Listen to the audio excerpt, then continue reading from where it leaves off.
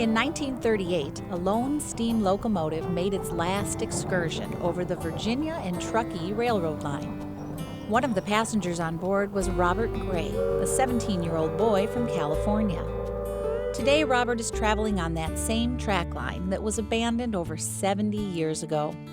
To learn how he came to be here, we have to travel back to 1859 to the discovery in the Nevada desert of high-grade ore containing gold and silver. The miners would bring the ore out in burlap bags, and these bags were put on oxen teams that were taken down the Geiger grade to what's now called Reno. The Virginia and Truckee Railroad was born out of a need for a more economical way of getting the ore out and supplies in. Built as a standard gauge railroad, it ran between Virginia City and Carson City, Nevada, a distance of about 21.5 miles.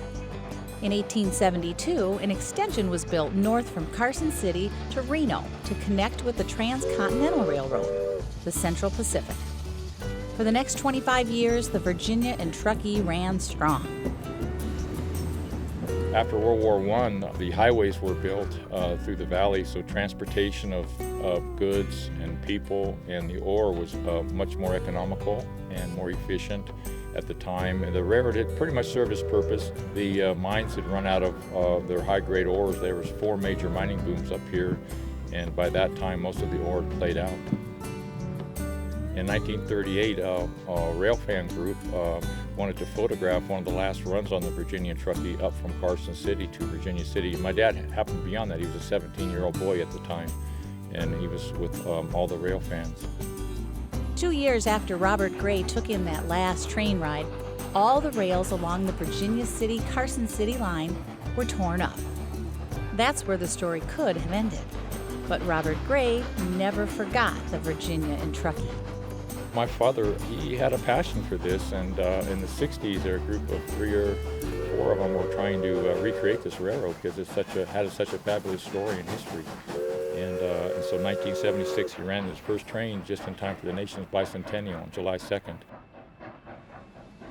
We've been running steam engines up here since 1976, and we're running the number 29. That's a 1916 Baldwin 280 consolidation. It has about 1,000 horsepower. We've been operating that for about 35 years now. Today we're operating the number 18 locomotive. It's from the McLeod River Railroad. It's a 282 Baldwin locomotive built in 1914, I believe. We've invested in some new passenger cars. They're 19th century vintage when you look at them architecturally. Mechanically, they have double class brakes. They're from the Delaware, Lackawanna, and Western Railroad, built by 1914, 1916. They held about 72 people, and they're appropriate for this recreated railroad.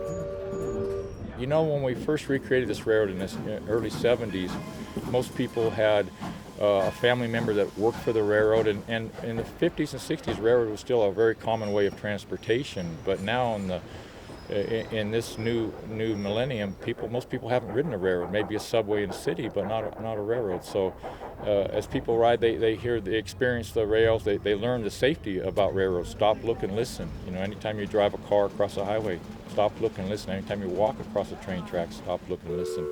So we're able to, you know, by people riding on our train, they can experience some of those lessons. Almost 2 million people have ridden our railroad, and we one thing we do is preserve the Nevada story. This is part of the American West, and it's a very, very important part of the American West story. So everybody that rides the train gets to actually feel and experience. This is the deepest mine in the world in the 1870s. The first telephone was used here, and we also get to describe what life was like back then. We take everything for granted now, and the average lifespan was in the 30s.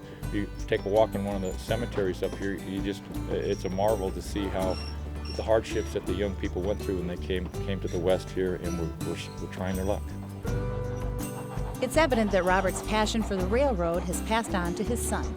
Together, Robert and Tom have built a legacy that will be enjoyed for many generations to come.